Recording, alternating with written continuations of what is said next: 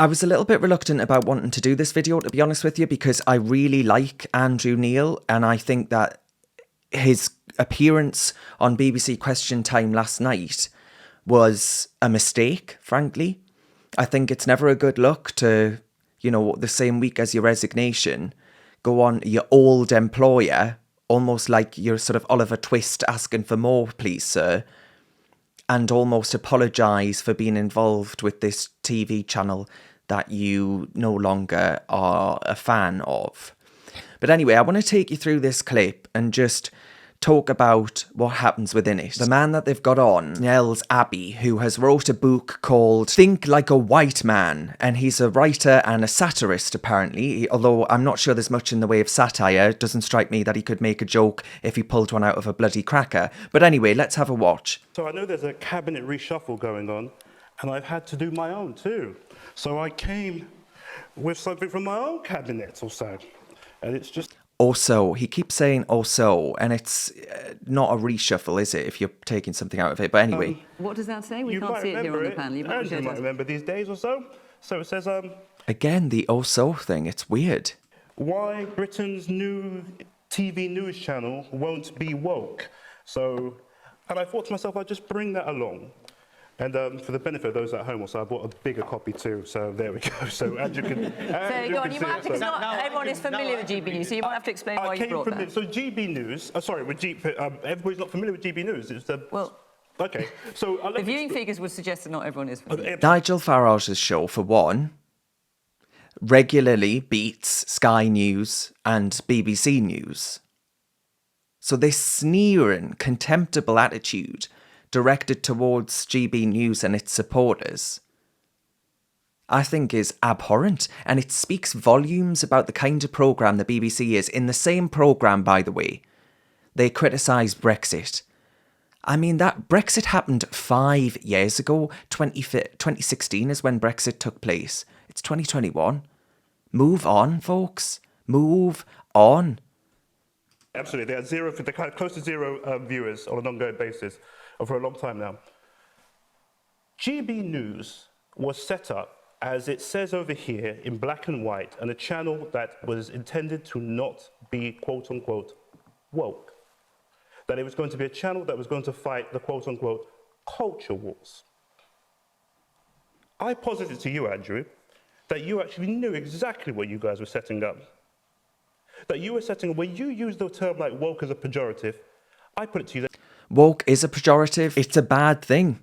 You know, if you believe that tearing down statues and focusing on gender and identity and all the rest of it is more important than focusing on perhaps things like the inflation crisis that the country's about to face, the energy crisis that the country's about to face, war with China that the country, hopefully, God forbid, will not face, but is certainly a possibility with the actions of the Chinese in Taiwan, for example. All of these things are more important than focusing on whackery and wokery. And a TV channel that achieves just that can't come a moment too soon. So I admire what GB News is doing. You knew exactly who that dog whistle, you exactly knew the dog you were blowing that whistle at. Just so lazy.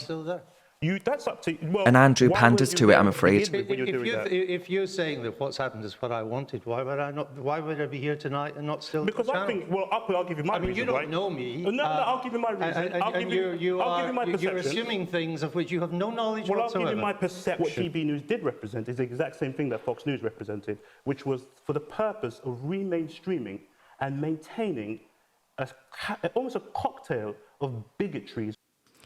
This is absolutely cartoon. This is grotesque, actually. One, for the BBC to basically dedicate an entire portion of their show to talking about one of their competitors, which, you know, if no one's watching it, why the hell are you spending an entire time of your flagship political debate show? And by the way, where's the debate on that panel? I cannot see anyone debating whatsoever. All I see is this diatribe against a channel that thousands of people in this country are choosing to watch over the BBC, which, by the way, they're forced to pay for with threat of prison, but still, they're not watching it. And that diatribe talking about trying to re-mainstream bigotry, Come on. What evidence do you have that there has been bigotry on GB News? Where is the evidence for that claim? I do GB News week in, week out, and I have never, ever heard any bigotry on air whatsoever. And knowing all the presenters as well, some of them black women, some of them gay, some of them, you know, whatever gender identity box or sexuality you want to take, they're all there, they're all included in the mix. There's no bigotry at GB News. What there is the diversity of thought and opinion. The views of people that you happen to disagree with. The views of people that you find so troubling. The arrogance of these people that assumes that their view, being the metropolitan liberal nice view, is the view that everyone in this country should have. And therefore, the views of people watching GB News shouldn't be given a platform because they are bad, they are wrong, they voted for Brexit, they voted for all of these things that I don't like, including the Conservative Party, by the way. So I'm going to bully and harass Andrew Neil. And Andrew Neil, unfortunately, is going to have to just sit and grin and bear it.